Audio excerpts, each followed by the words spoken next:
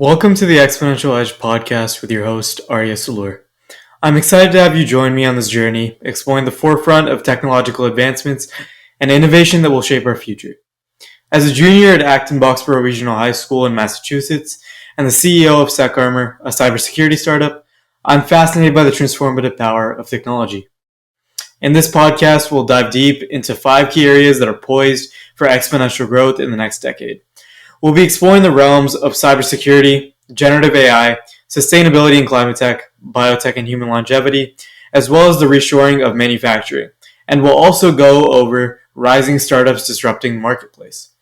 These topics and businesses hold immense potential to revolutionize our world and redefine the way we live, work, and interact.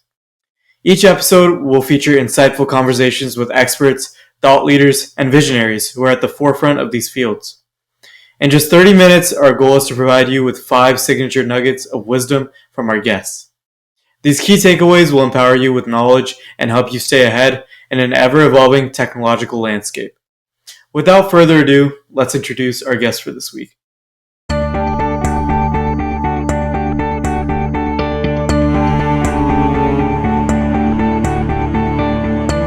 Hi everyone, our guest today is Mike Kratochwill, VP of Global Marketing for Catapult Sports. Hi, Mike. How are you today? Great. Thanks for joining us today. Thank you, And man. I just wanted to start off with your career before we go into your work. So your education, you had a great education, studied mechanical engineering at Tufts, and then went into an MBA at Babson, which is the #1 school for entrepreneurship, which you've done a lot later in your career. So I just wanted to ask, mechanical engineering, and then you ended up doing product marketing or product managing later. How much of what you learned in the mechanical engineering sphere can you take into your product management career? Yeah, actually quite a bit, right? I think, when you think about engineering in general or the sciences in general, it's really about understanding a problem, right? And really having a structured approach to addressing a problem, look at the data, look at the facts, and how to kind of get to a solution, right? So whether you're designing an engine from a mechanical engineering standpoint, or you're actually trying to solve a marketing problem, or you're trying to bring a product to market, there's really a lot of synergy. So I think engineering as an undergrad, as well as in grad school, getting my master's, I've learned the habits of studying, obviously, right? The habit of kind of asking the next question and the third question and the fourth question. So really being thoughtful in your approach and trying to ascertain to the facts, and then using the facts and using the data to give you a strategic approach. So I think it really taught me the discipline, I guess, of how to think and how to kind of take a thought process and data and kind of move it along. Mm-hmm. Definitely. And it's a great combination because you have that business expertise, which you learned, but then you also have that skill of mechanical engineering. So I wanted to ask how in your career, you were talking a little bit before when we were kind of prepping for this podcast about your career at Reebok and how that was a very important time for your career as a product manager.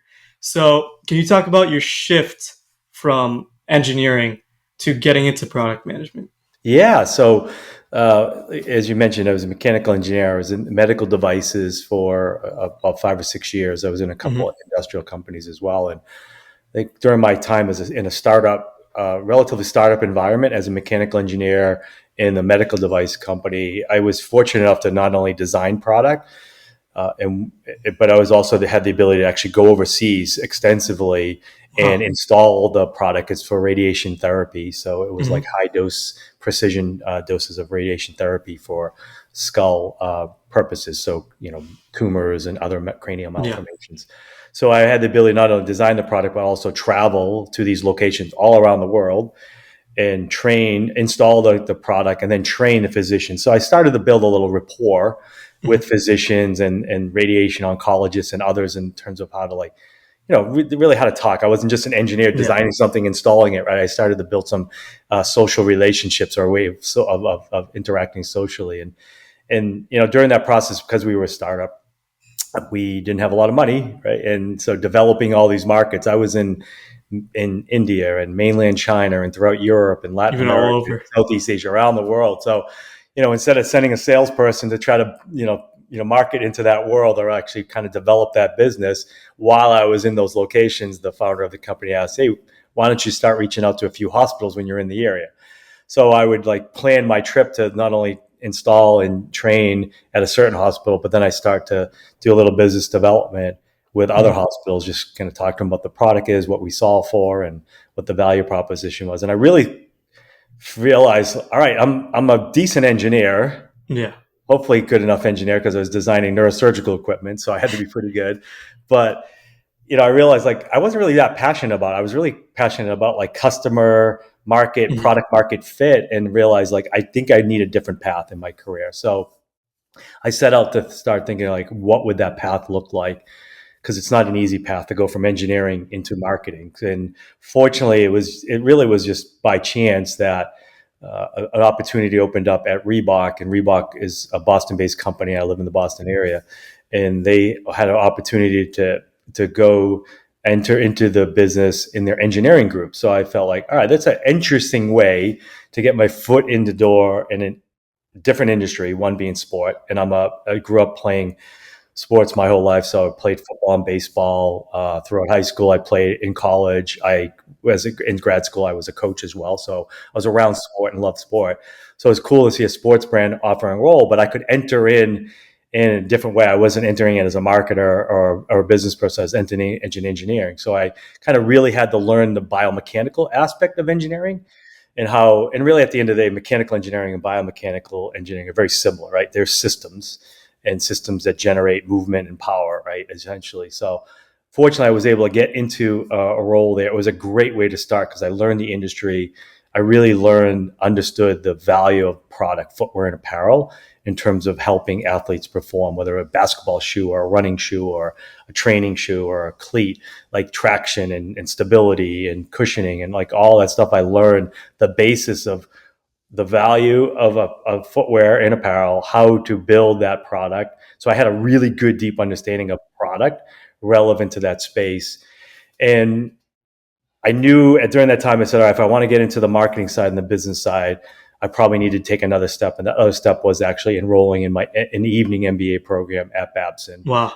And Babson's, again, a local institution, but obviously, like you said, a number one in the world from an entrepreneurial standpoint. And I wanted to learn that side of marketing, not just general marketing, but how to be entrepreneurial and a mindset and how to look at customers, how to evaluate customers, how to create product market fit. So while I was doing that, I was starting to look internally, starting to build relationships, and networking is always the number one thing you can do in a career is network and meet the right people. And fortunately, a product marketing role came about in training business and applied for it. And obviously understood the product very well, had built network and relationships. I was already advising the product marketing teams on how to position and talk about footwear in terms of how we've designed and developed them. So it was a natural fit, and fortunately got the role and then spent another 15 plus years at Reebok. So it was not your typical path, but definitely thoughtful and strategic, I would say. It wasn't just random. It was some luck along the way and some random luck, but there was definitely some strategy around how I was thinking to evolve my career. Yep, definitely. And what was great was you started talking about the technology for footwear and making it efficient for the athletes. And I think that's kind of the beginnings of where you are today. So could you talk about that shift from Reebok and working on footwear to, I believe you're the CEO of a sports nutrition company, and now you're at Catapult working on sports technology and analytics. So can you talk about that shift now? Yeah, I think the shift was, so my last 6 years at Reebok, I was a leader in the CrossFit business unit. So we had a partnership with CrossFit, which was really a way of giving Reebok an identity in fitness and a community to sell our product into. And my last few years at Reebok, I actually oversaw the entire business. So the entire footwear and apparel line, athlete sponsorship of the CrossFit Games, gym relationships and sponsorships, and the actual day-to-day negotiations of our partnership with CrossFit. So, build up a really good understanding of the fitness space in the fitness industry, and again, networking. I network quite a bit in that space, and through that networking, I was able to meet a few individuals, two gentlemen that actually owned a CrossFit gym in Miami, and then we're opening up another CrossFit facility in New York. And they had some investors that were looking to kind of start up a sports nutrition brand, or take an existing sports nutrition brand that was kind of floundering, and how to kind of restructure it and evolve it. And they asked me to come on board to be CEO of the company, because I knew the fitness space, I knew product really well, I knew how to market product, I know how to build relationships. So it was a really unique opportunity. We basically took the brand, kind of evolved it over time, rebranded, updated our product lines. I had the opportunity to really be entrepreneurial. Like, I was doing everything from shipping out product to understanding, how our supply chain looked, and doing all of our marketing and social media and P&Ls and you name it, like anything in the business I was doing. Finally, it got to a point where I was hiring some folks and had about a team of 12 to 15 people over time. But like, I rolled up my sleeve quite a bit, and was very entrepreneurial in that space. And it was a good experience. Like, it was delivering a high quality sports nutrition product line to athletes. We focused on CrossFit, but obviously, opened it up the aperture quite a bit to other athletes.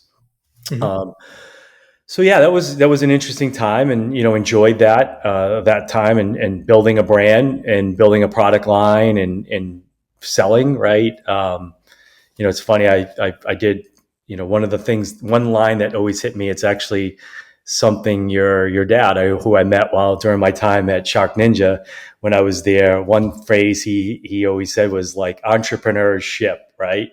Like, I love that line. It's like, hey, entrepreneurial is great if you have a mindset and a strategy, and you think you have a product market fit, but you're really not an entrepreneur until you actually start to ship product and get product in customers' hands. You start extracting, monetizing that place. So like, it was a good opportunity to me to take a company and rebrand it and create a product line, and actually build out an ecosystem of sales and marketing, and sell product and ship product and bring revenue into the business. That was really fun, really exciting, right? Because you can be entrepreneurial, but again, if you're not monetizing being an entrepreneur, like, what, you're not really an entrepreneur. So that was an interesting time, and I learned a lot. Like, through all this stuff, I'm sure I made a lot of mistakes. Actually, I know made a lot of mistakes, learned from those mistakes. And the next time around, I don't think, in the same situation, I won't make that same mistake again. Definitely. Yep. And now, talking about your current role in Catapult, first off, can we just go through an overview for our viewers who may not know what Catapult is, of your products and who you provide your products to?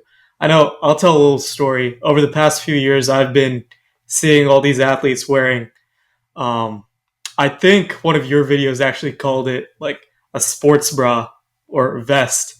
And I'm like, what are these guys wearing, and what's this for? Right? It looks kind of odd. But then, when I was delving more deep into it, I found out that you put the sensor hub with the gyroscope and all your analytic tools in there, and it can actually be moved to like the waist or the hip, or multiple different parts of your body for comfort. And I thought it was fascinating that what seemed like a gimmick was actually used by all these different teams. So could you delve into your products and clients? Yeah, there's a lot there, so it may take a little bit to walk you through all of it.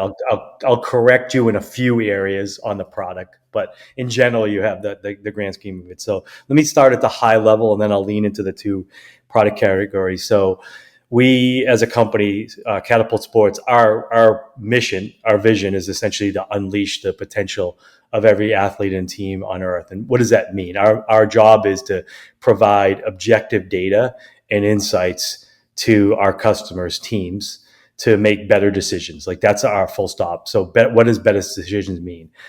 Well, relevant to product. So we have two product lines. One, we have a whole suite of video analysis tools. So you think about any coach anywhere in the world thinking about game planning, looking at opponent game film, breaking down that game film, looking at opponent tendencies, building their own game plan for the week, and then deploying that game plan. We have that video system. So that video system is used globally. So 28 of the 32 NFL teams use that product. So you think of New England Patriots back in the day, Bill Belichick breaking down game film and looking at game film, Tom Brady looking at all that stuff. All that video software was our software. So they work within that world. And we're Crazy to think about. crazy to think about. So we're Yeah. very penetrated at the elite level. So majority of NFL teams, a large majority of NHL teams. Then you look at NCAA at the FBS level, 99% of the teams at the FBS level is using our product.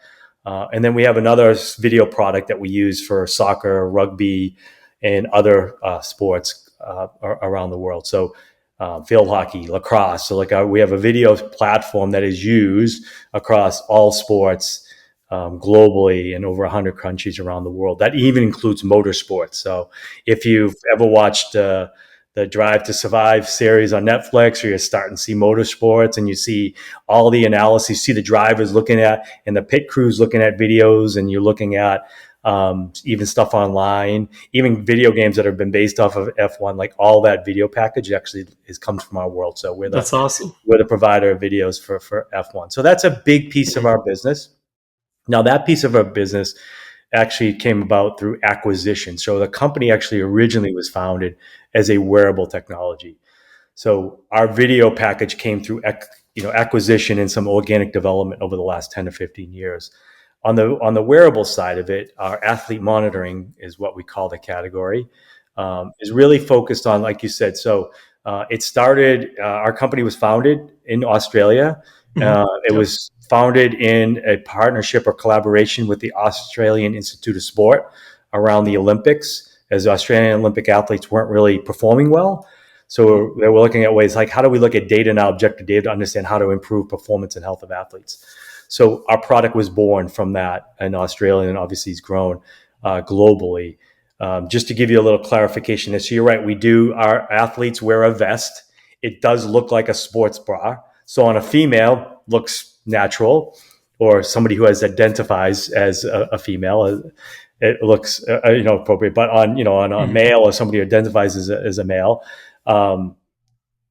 it's like, oh, what is that guy wearing, right? So it does actually look like a sports bar, and it is designed the way it is because it needs to be a tight, compressive fit that doesn't really impinge. So like we've looked at other garments, but this is the right one that gives you a really tight fit and doesn't impinge upon the movement of the athlete. And then in that vest, we call it a vest, sports vest, there's a pod. A pod is, roughly this size. Think about, an old pager, or, maybe a little bit bigger than the head of a large Apple Watch, pod that's a reasonable size.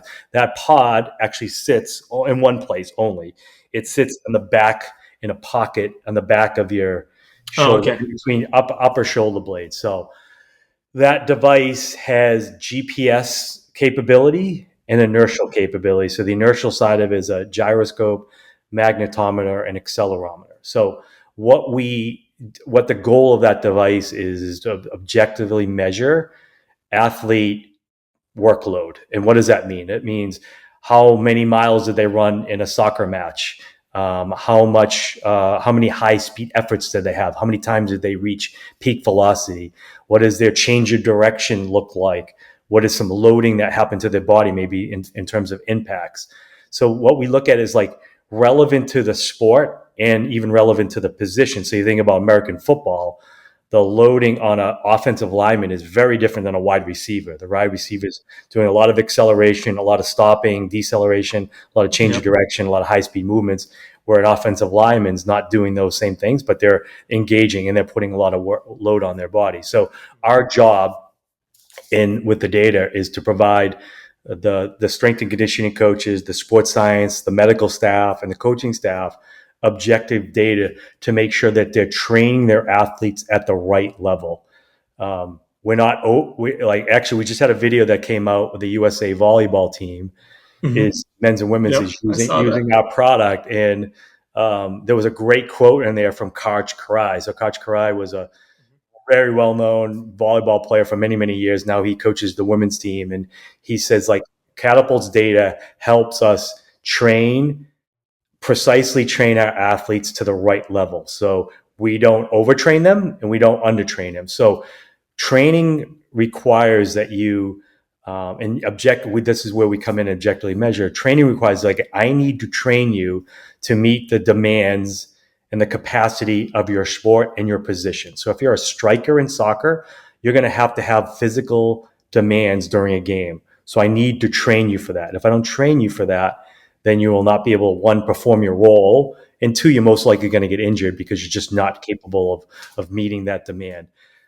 You also want to make sure you don't overtrain. So when you overtrain, like if I'm overtraining an athlete, and there's a lot of data and there's a lot of science, sports science around this, you don't want to overtrain an athlete. If you overtrain that athlete, meaning you put too much of a load on them, too many high speed efforts, or too much distance in a practice session or over a week, then they're going to be predisposed to soft tissue injuries. So pulling a hamstring or a calf muscle, or maybe there's some range of motion stuff that goes on. So our job is to provide objective data in sports specific, and our product is built with sports specific algorithms and position specific algorithms so that you understand what are the physical demands of the athlete. And we have thresholds, and what is the physical demands of that position, and the data will tell you, are they meeting the capacity or not? Are you overtraining or undertraining? So that's the goal. And really at the end of the day, it's like we help you increase your performance. We help you reduce the risk of preventable injuries from overuse, and we help you return athletes who are injured to the field of play so that we know they're at a point of performance objectively from the data that they're ready to perform at the level they were before their injury. Full stop. That's what we do. And that speaks to me personally, especially that last part, because as you know, and as a lot of my viewers know, I just 2 weeks ago pretty much just suffered my second Achilles injury in less than 11 months. So the fact that you guys have this company, which I've obviously gone through a lot of mental pain because it's a pretty much a year recovery. The fact that you guys are helping athletes not go through this mental and physical pain really speaks to me. So I'm glad that you shared that, and I'm glad that's your guys' mission as well. Yeah, So, it's a mission, and like I think it's important to know, like we're not going to solve all injuries, right? There are certain injuries that are acute injuries that happen in the field of play. You know, your injury may or may not have been preventable. Like you don't know, but without data, you'll never know. So that's the goal. Like, and we could look post if you were wearing our device. Your strength and conditioning coach, or if you had a sports scientist on staff, if you're a professional team, or we actually have over 50 applied sports scientists on our staff that do all the consulting work for each one of these teams, and we work with over 4,000 teams around the world. Those individuals would be able to look at your data and say, was there an event or a series of events that led up to your injury? Like, were there anomalies in the data, or were you doing too much on a certain day, or doing too much over a certain week, or not enough even, right? So that's the other thing, is like if you're not training enough, your Achilles could also get damaged, well, because you're not training for that, the demands of your movement, right? So like, jumping and returning to the ground, like that's usually what happens with the Achilles injuries. It's just that quick return to the ground. Like if you're not training for that, your body's not ready for it. When you put yourself at that, max capacity need at the time of movement, then you're going to get injured, right? So that's what we try to do, is give you data to help you prevent those things from happening. Yes. Mm-hmm. And now transitioning over to the tech side of things with AI. Obviously, AI is a huge tool now in pretty much every field, and it's gaining more and more traction. It's going to become the biggest thing in all these fields. So how do you guys use AI for your video analysis and your performance analysis? And can you, if you know, can you go through the specific types of AI which you use, maybe computer vision or patterns in space? Yeah, I think like because we're a private company and because we don't like the sheer roadmap, stuff we're doing. I don't want to get into the full details of what we do as a company. What I will say, obviously, throughout the company, we're looking at machine learning and AI. We have a team of sports scientists. We have large data sets. We have a team of data scientists as well. So they're obviously using the latest and greatest tools in terms of how to look at data, do regressions analysis on data, look at patterns in the data, use machine learning to get smarter with the data in terms of how they feed our algorithms. So, at a high level, we do use tools like machine learning and AI to develop our sports specific algorithms. So we have not just like, things like, all right, this is how far you ran or how fast you ran. We can give you specific algorithms around baseball athletes. So, baseball athletes are very different because they're doing a lot of throwing, right? So we can have algorithms around throwing and loading on the joint, both from a pitcher standpoint and a fielder standpoint. Looking at hockey as well, you can look at the metrics of a skater, but also look at the metrics of a goaltender. Very, very different, right? Their movements are side to side, up and down a lot, so we can measure those things.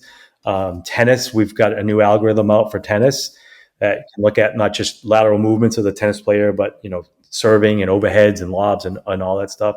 And we do some stuff specific to different positions in football as well, rugby, and so every sport we have taken data.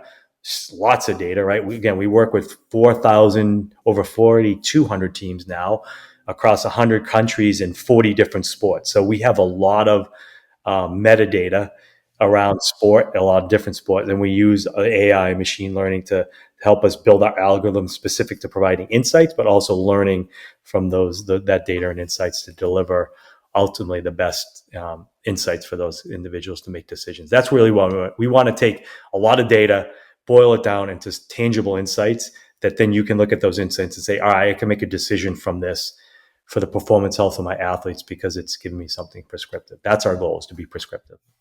Great. Thank you. And now I just wanted to ask, you work with all these teams, some of the most famous, high profile teams, players, coaches in the world. So you guys must have a lot of success stories, a lot of feel good stories. So do you think you could provide some anecdotes of some of Catapult's work and success stories with some of these teams? Yeah, I don't want to name anybody individually because we have really tight terms and conditions with the teams we work with, right? Like, so we're unique in that we're not a brand. So you'll probably see our product and brand on all athletes around the world. You'll see, recently I saw a social media image of Ronaldo practicing in our jersey. You'll see majority, actually all four of the Copa America Cup teams are wearing our product, and you'll see our product out there every single day on elite athletes and teams around the world.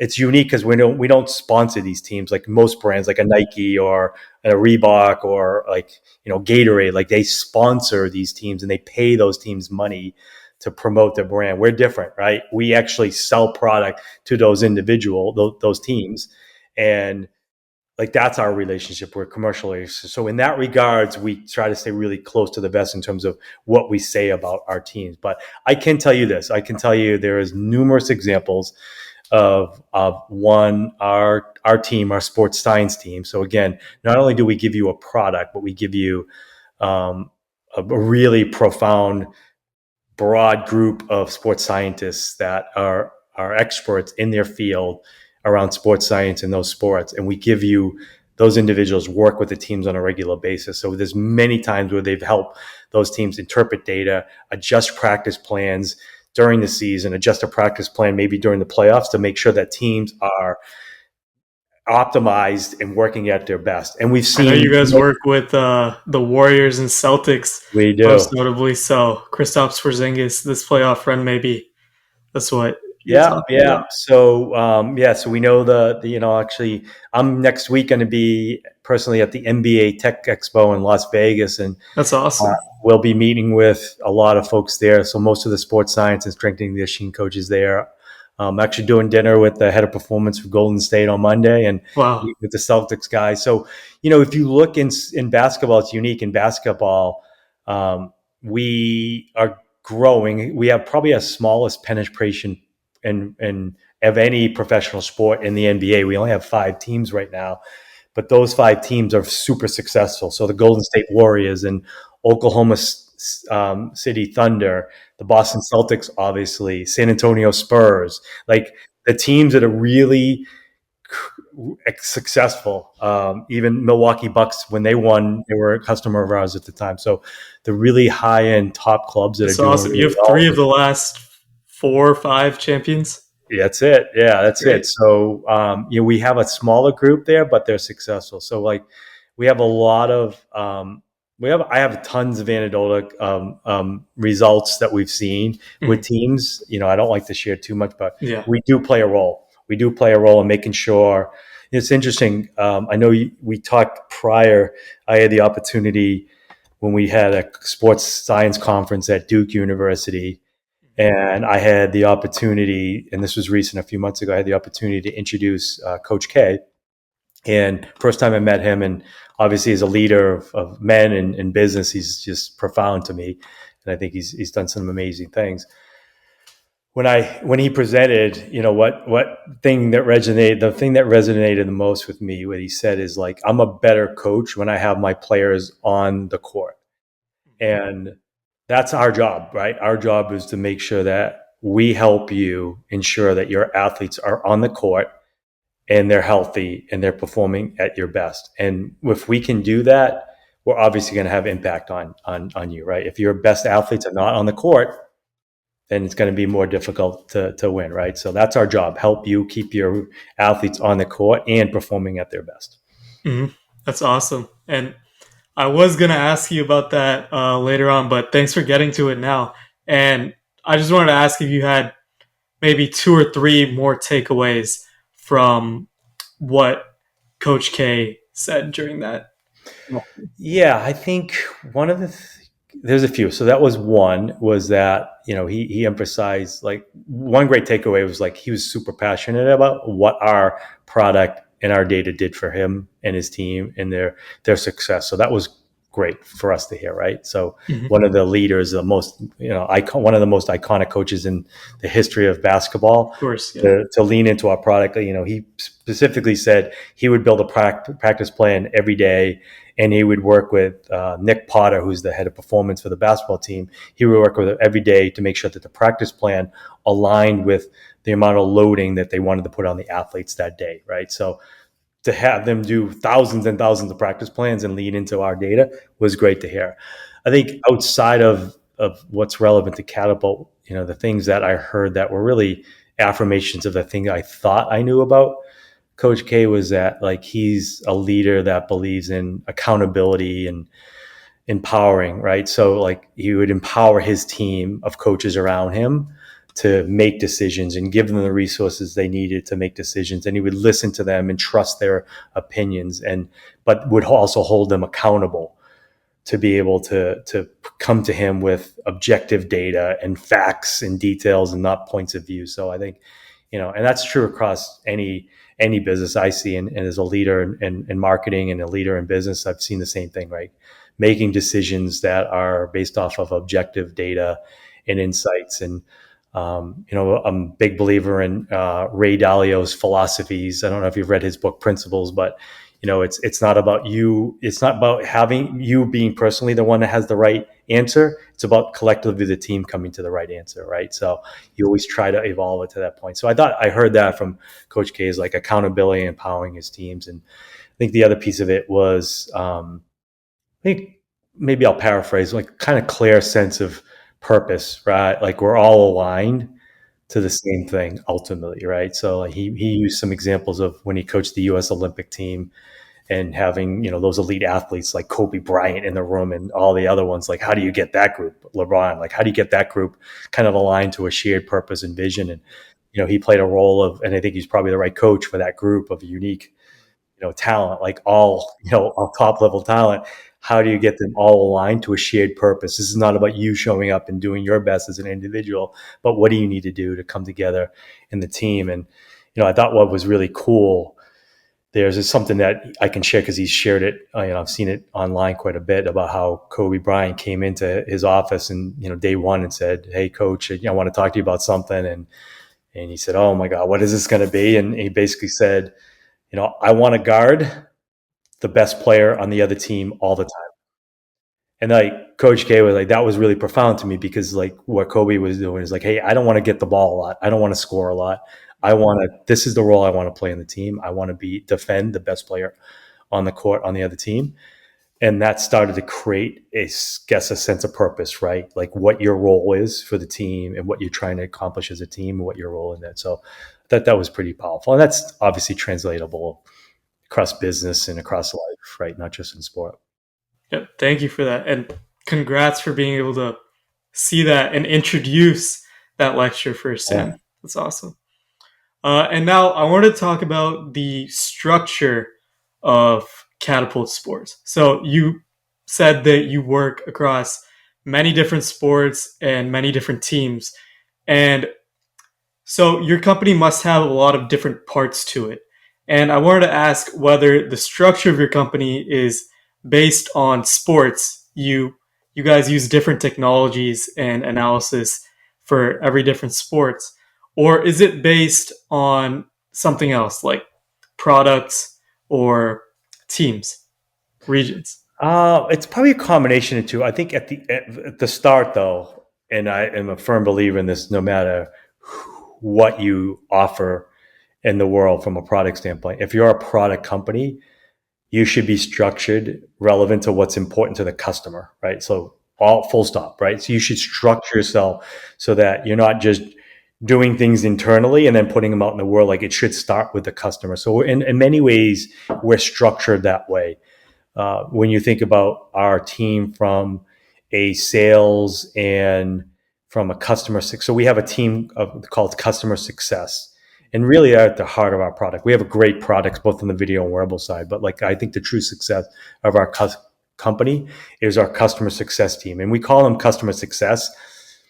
I think that does them a little bit disservice because these are actually PhD level applied sports scientists that are experts in their field. So we have somebody specifically with football and somebody specifically in soccer or global football or rugby. We have experts in sports science for each sport that when we bring on a customer in that sport, they work with that customer directly. So like that, in that way, we're structured via sport, right? Because we've built not just product for that sport, but we've built a way of deploying it and servicing the customer, even our support team. So our technical support guys get a little bit more proficient with working with certain customers. So we have a 365, 24/7 model where if a customer calls us up, we answer them immediately, right? Email, our SLAs are really, really, really quick. And then become experts in that sport. So I think from a customer standpoint, and from a service standpoint, we're very sport focused. Our product teams are structured that way too. Like, so we'll have teams that work on basketball product or work on, and this is more on the video side, or a football product or a rugby product. On the wearable side, we have teams that work more across like, hey, this is this device, and then we roll out certain elements for different sports. Marketing is more broad. Marketing is more regional based. It's like, how do we create awareness? How do we create attention for our brand? How do we create interest in our product?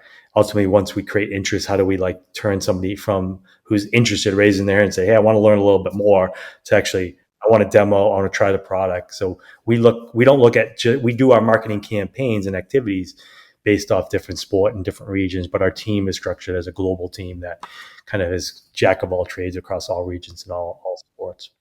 That's awesome. Unique company with a unique structure. And Yeah. it's awesome that you don't just have engineers and marketing people, you have scientists, you have a bunch of different professions that all love sports but can work in different ways for that common goal. So that's awesome. Yeah, I think like we focus on the customer. So we are a company of about 450 employees. Roughly 150 of those to almost 200 are either product or engineering or data science. Another 100 our technical support or customer success. So 60 to 75% of our company is all focused on the product, on the customer, right? So how we build product for the customer, how we engineer product for it, how we service them, how we support them is all customer. So like we kind of put our money where our mouth is. But in terms of resourcing the team, we try to focus our resources, focus our manpower, focus our budget on delivering product and serving the customer. And then we try to be efficient as possible on the other areas of a business so that we can keep putting money towards the customer.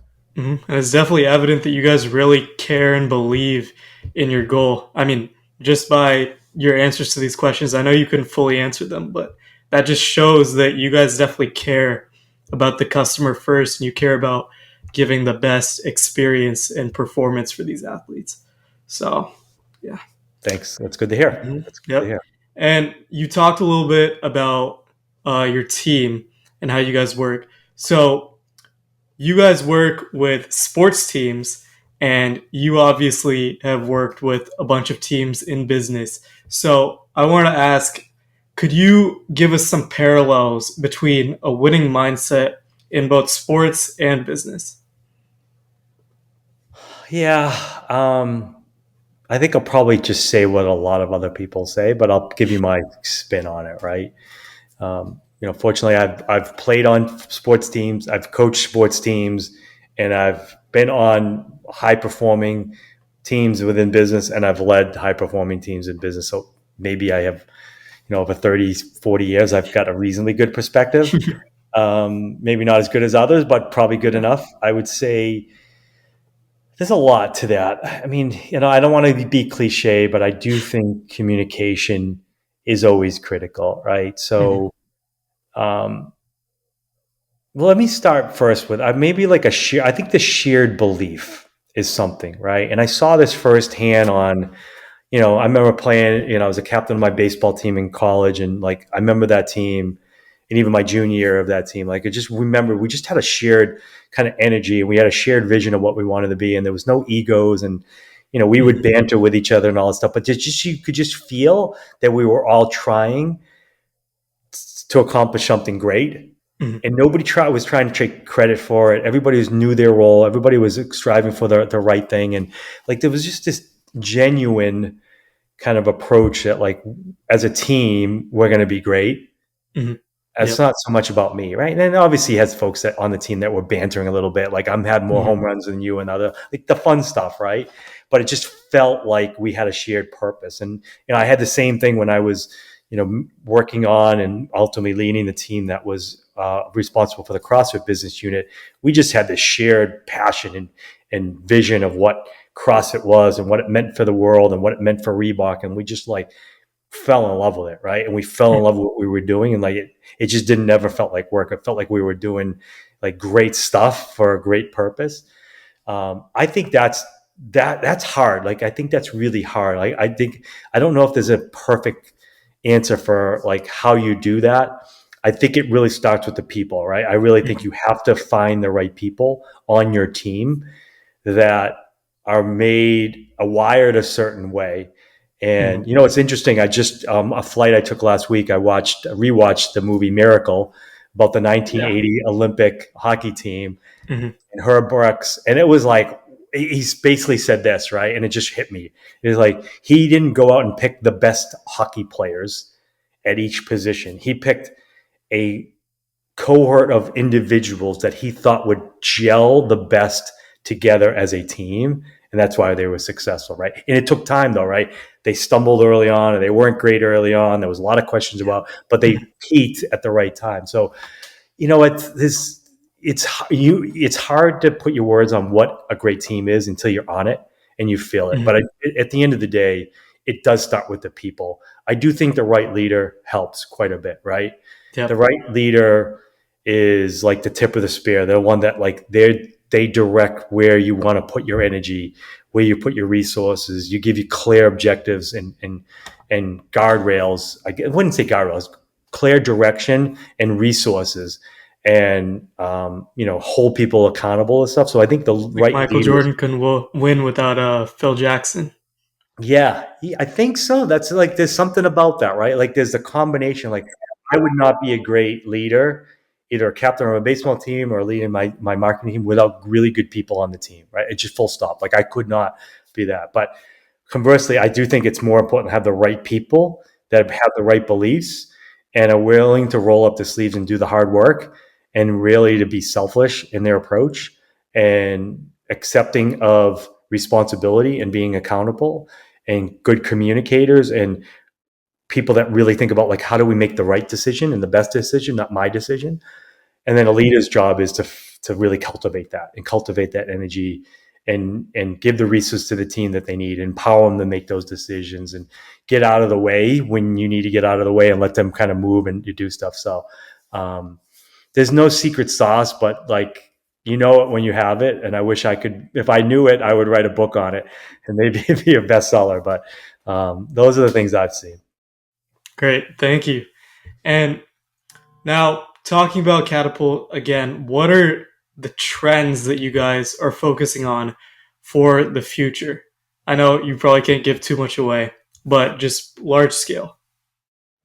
Yeah, I think the biggest trend is how do you take a lot of data, right? So we have video data, we have all these different data sources, we have wearable data on athletes. Like, how do you take that data and how do you put it in front of a coach, a strength and conditioning coach, a sports scientist, decision makers on a team, and how do you do that in a way that is um, more easy to consume and easy to digest and easy to action, right? So like data for data's sake is kind of like the old adage, paralysis by analysis. Too much data, you slow down, right? So like, how do we take all this data? How do we make sense of that data? How do we put it in your hands so that you can make decisions? Say, all right, action A could be improved by action B because of this data. Like, how do you create interventions essentially, right?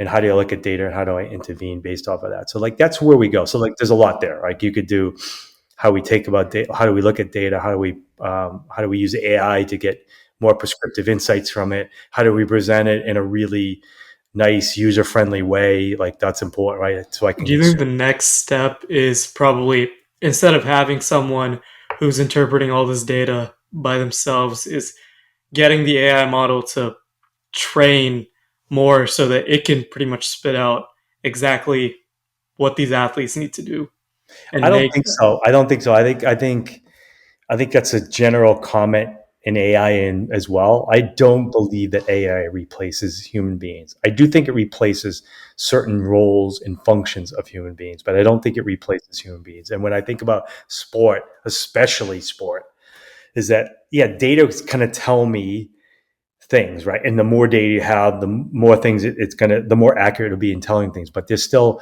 a human element to sport, it's right? like watching a player, like comparing two players. There's the stats, but it's the eye test as well. There's the eye test. Like there will always be the eye test, and coaches are always going to default to the eye test, right? The data may tell them something, but their eyes are telling them another thing. Now, those start to get closer and closer over time, but you still need an individual to one interpret data in the context of that individual.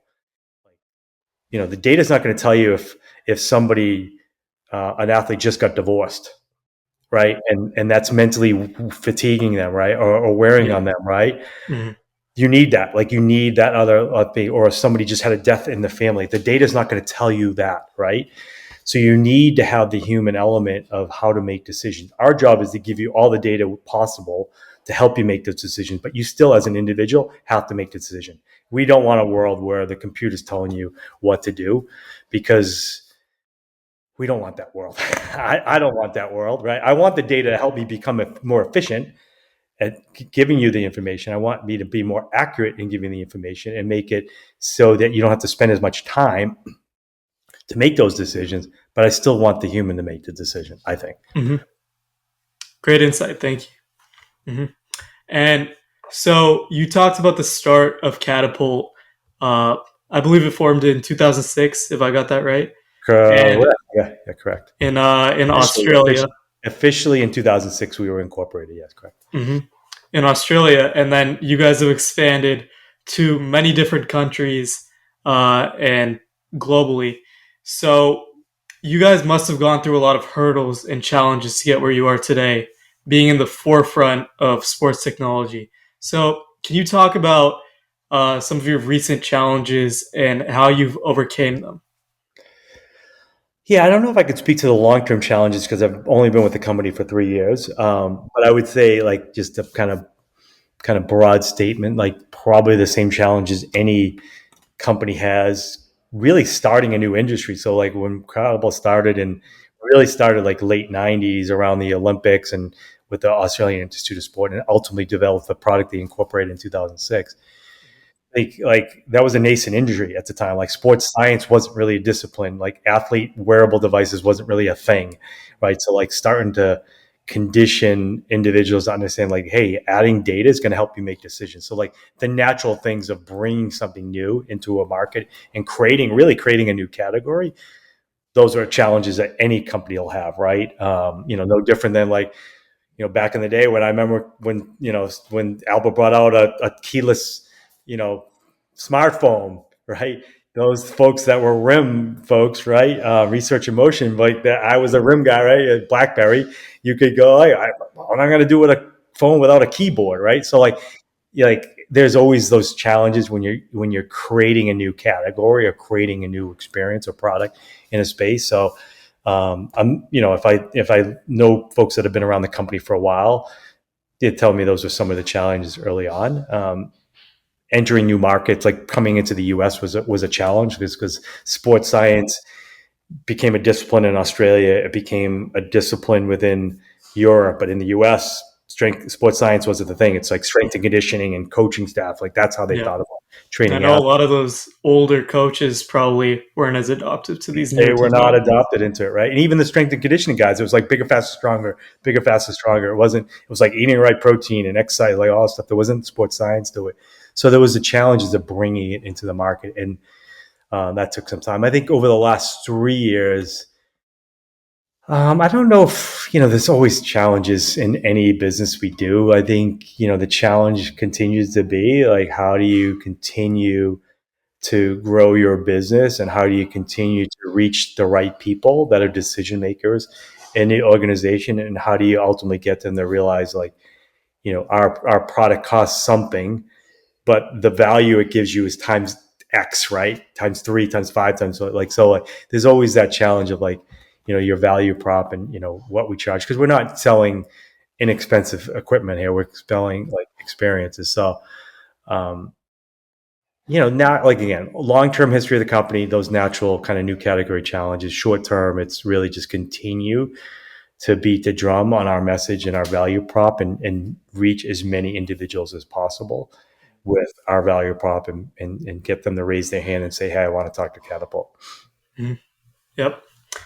And finally, I just wanted to ask you if you could provide us your 5 key takeaways throughout this whole conversation. I know that's a big ask. Whoa, 5 key takeaways. Mhm. Um, whoa, 5 key takeaways.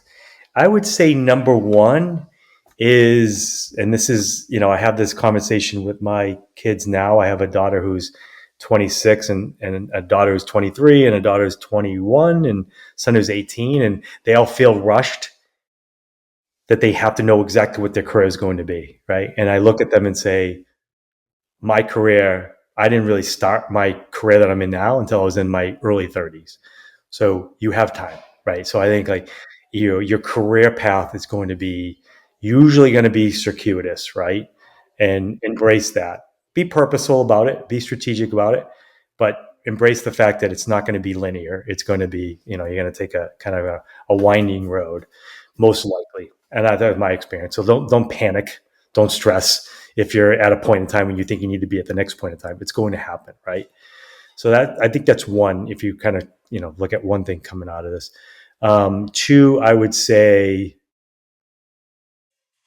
it's fun being. I've fun being in my job, right? I love being in sport. I love being in technology. Those are the two things that I grew up around, and having those things together and bringing them together. So like at the end of the day, I'm blessed to have an opportunity to have a role in a company that's kind of leading this industry and being in sport and being in tech and being part of that. So like, I don't know if I would put the grind in that I'm putting in, the 60 to 80 hours a week of working and nonstop thinking about this stuff, if I didn't enjoy it. So like, find something that's cliche, but find something you love, and it's not going to feel like work. It's always going to feel like work, but you're going to Mhm. enjoy it that much more. Yeah. What's two? So three, I would say, when you're building teams, focus on getting the right people on your team.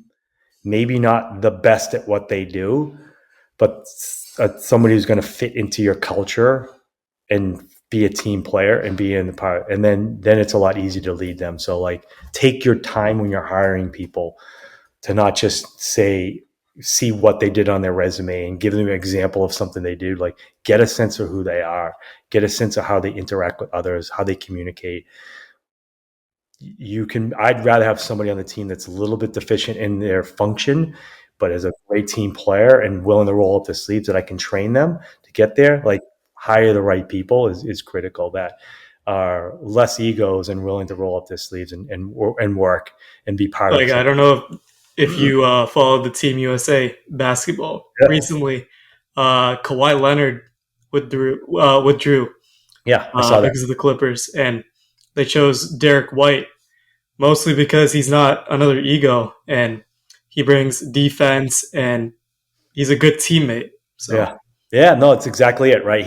There are better basketball players out there, right? And obviously the one that's people are talking right now are Jaylen Brown and him, but there's a lot of other ones, but he was picked for a reason, right? And that reason is because he's a good team player. Like, and I got to see it firsthand as a Boston Celtics fan and watching them throughout the playoffs. Like, he's selfless in his approach and how he plays, and that you need that on your team. You need those type of people.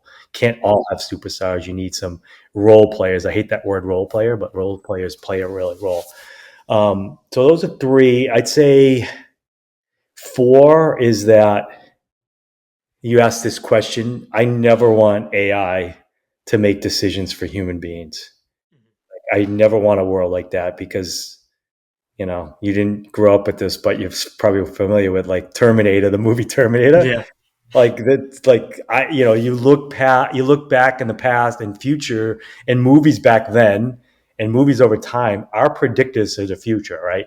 Mhm. I don't want that to be the predictive future, because that's what happened was machines were making decisions for people. Now that's Yeah. obviously an extreme example, but I think AI and machine learning is used best when it gives you data and insights that help you with better Mhm. accuracy, more efficiency, so you can make better decisions yourself. Like, that's where it should start. Like, I never want AI to make decisions for me. If that's the case, then what are we doing here?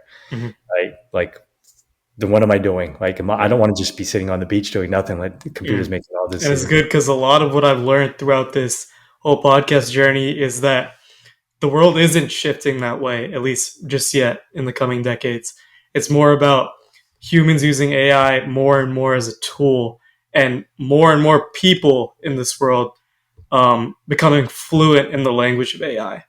Yes. So, yeah. Yeah, I'm a marketer, and like, listen, I'm 55 years old and grew up with traditional marketing, and social media was a thing. All right, I got to get my head around social media, and like all these different tools in the marketing. I'm doing the same with AI. I'm training myself on AI. I'm learning like how can I use it to my advantage? Like, if I'm copywriting something, like, is it going to help me kind of get my message across in a more succinct and precise way? Like, that's how I'm using it. I'm not letting it write a press release for me.